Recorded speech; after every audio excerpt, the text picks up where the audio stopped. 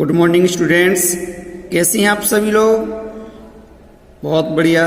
देखिए, मेरा नाम प्रमोद कुमार है। मेरा मोबाइल नंबर 90-456-32-310।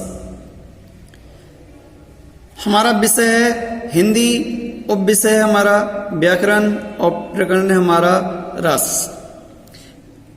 देखिए, यह वीडियो मुख्य रूप से कक्षा 10 के लिए है। आज के हमारे मुख्य बिंदु हैं रस की उत्पत्ति, नंबर 2 रस की परिभाषा, नंबर 3 रस के अंग या उसके अवयव, नंबर 4 रस के प्रकार, नंबर 5 उसके उदाहरण। आज हम रस के बारे में पढ़ेंगे कि रस होता क्या है। देखिए, पहला पॉइंट हमारा कि रस शब्द की उत्पत्ति, जो रस शब्द की व्युत्पत्ति है वह रस रस्यते रसो इति रसा शब्द के रूप में हुई है। इसका मीन्स होता है अर्थात जिसको चखा जाए, जिसको चखने से हमें आनंद मिलता है उसे हम रस कहते हैं। देखिए, रस के जनक आचार्य भरत मुनि थे। उन्होंने रस के संबंध में कहा है कि विभावानुभाव व्याभिचारी संयोगा दृशा निष्पत्ति, अर्थात विभाव, अनुभाव और संचारी भाव के मिलने से ही रस की उत्पत्ति होती है। अब हम टॉपिक पर आते हैं कि रस की परिभाषा, कि रस होता क्या है। तो इसके विषय में हम पढ़ेंगे कि काव्य को पढ़ते पढ़ाते या सुनते सुनाते समय हमें जिस आनंद की प्राप्ति होती है उसे हम रस कहते हैं। अब देखिए, रस के अंग या अवयव। आचार्य भरत मुनि ने, जो रस के जनक थे वो आचार्य भरत मुनि थे, उन्होंने रस के 4 अवयव बताए हैं। पहला है हमारा स्थायी भाव, 2 है हमारा विभाव, 3rd है हमारा अनुभाव और 4th है हमारा संचारी भाव।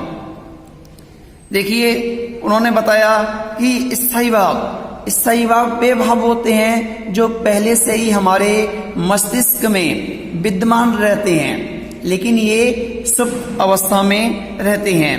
नंबर 2 आता है हमारा विभाव ये वे भाव होते हैं जो स्थायी भावों को जगाते हैं, अर्थात स्थायी भावों को जागृत करने वाले भाव विभाव कहलाते हैं। विभाव 2 प्रकार के होते हैं। नंबर 1 आलंबन, नंबर 2 उद्दीपन। आलंबन क्या होता है कि अगर हम किसी भी कार्य को करते हैं और उस कार्य को करने से हमें जो आनंद की प्राप्ति होती है उसे हम आलंबन कहते हैं, और जब उस आनंद का फल हमें मिल जाए तो हमारी खुशी उससे कहीं ज्यादा 2 गुनी हो जाती है, उसी को हम उद्दीपन कहते हैं। नंबर 3 आता है हमारा अनुभाव क्या होता है कि ये भाव पहले से ही हमारे माइंड में विद्यमान रहते हैं, और ये 4 प्रकार के होते हैं। नंबर 4 होता है हमारा संचारी भाव। ये भाव पानी के बुलबुलों की भांति बनते व बिगड़ते हैं। अब देखिए, रस के प्रकार। आचार्य थे भरत मुनि, उन्होंने बताया कि रसों की संख्या 11 होती है। पहला होता है हमारा श्रृंगार रस, नंबर 2 होता है हमारा वीर रस, नंबर 3 होता है हमारा शांत रस, नंबर 4 होता है हमारा हास्य रस, नंबर 5 भयानक रस, नंबर 6 वात्सल्य रस, नंबर 7 करुण रस, नंबर 8 अद्भुत रस, नंबर 9 भक्ति रस, नंबर 10 रौद्र रस, नंबर 11 विवत्सु रस। अब हम इस रस के साथ साथ ये भी पढ़ते हैं कि इन रसों के द्वारा हमारे माइंड में कौन कौन से भाव विद्यमान होते हैं। तो पहला देखेंगे हम श्रृंगार रस का जो स्थायी भाव है वह होता है रति। नंबर 2 है वीर रस का जो स्थायी भाव होता है वह होता है उत्साह। नंबर 3 होता है हमारा शांत रस। शांत रस का स्थायी भाव निर्वेद होता है। नंबर 4 होता है हमारा हास्य रस। हास्य रस का स्थायी भाव हास होता है। नंबर 5 होता है हमारा भयानक रस। भयानक रस का स्थायी भाव भय होता है। भय का मतलब होता है डर। नंबर 6 वात्सल्य रस। वात्सल्य रस का स्थायी भाव वत्सलता होता है। नंबर 7 करुण रस। करुण रस का स्थायी भाव शोक होता है। नंबर 8 अद्भुत रस। अद्भुत रस का स्थायी भाव आश्चर्य होता है। नंबर 9 भक्ति रस। भक्ति रस का स्थायी भाव देव विषयक रति होता है, अर्थात देवताओं के प्रति जो प्रेम होता है वह हमारा भक्ति रस में आता है। फिर आता है हमारा 10 नंबर रौद्र रस। रौद्र रस का स्थायी भाव क्रोध होता है। नंबर 11 विवत्सु रस। विवत्सु रस का स्थायी भाव जुगुप्सा या घृणा होता है।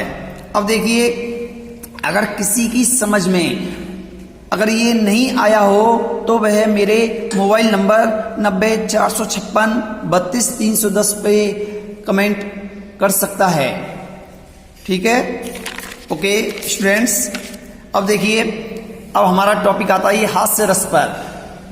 हमारे जो 11 रस हैं उन रसों में से क्लास हाई स्कूल में 2 रस आते हैं। पहला होता है हमारा हास्य रस और दूसरा होता है हमारा करुण रस।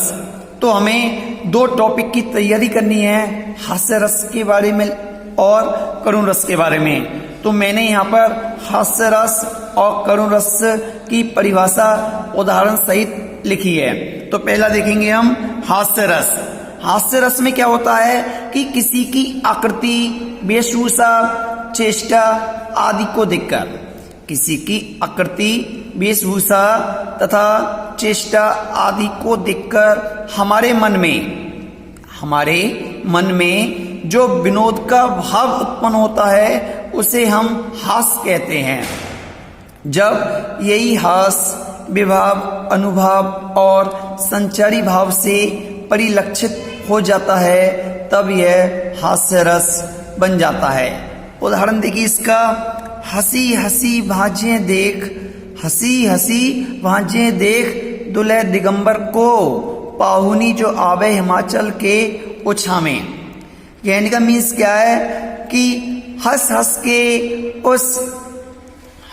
के उस आसमान को देखो जो दूल्हे की तरह सजा और संवरा हुआ है, और उसे देख करके क्या होता है, हमारे मन में जो प्रसन्नता होती है उसे हम हास्य रस कहते हैं। अर्थात जब हम किसी भी स्थान, वस्तु या किसी भी व्यक्ति को देखते हैं तो उसे देख करके हमारे मन में जो खुशी उत्पन्न होती है उसे हम हास्य रस में परिवर्तित कर देते हैं। अब आता है हमारा करुण रस। करुण रस में क्या होता है कि किसी भी प्रिय वस्तु, व्यक्ति के अनिष्ट की आशंका से, किसी भी प्रिय वस्तु, व्यक्ति के अनिष्ट की आशंका से होने वाले दुखों के भाव को हम क्या बोलते हैं, शोक कहते हैं। और जब यही शोक विभाव, अनुभाव और संचारी भाव से परिलक्षित हो जाता है तब यह करुण रस बन जाता है।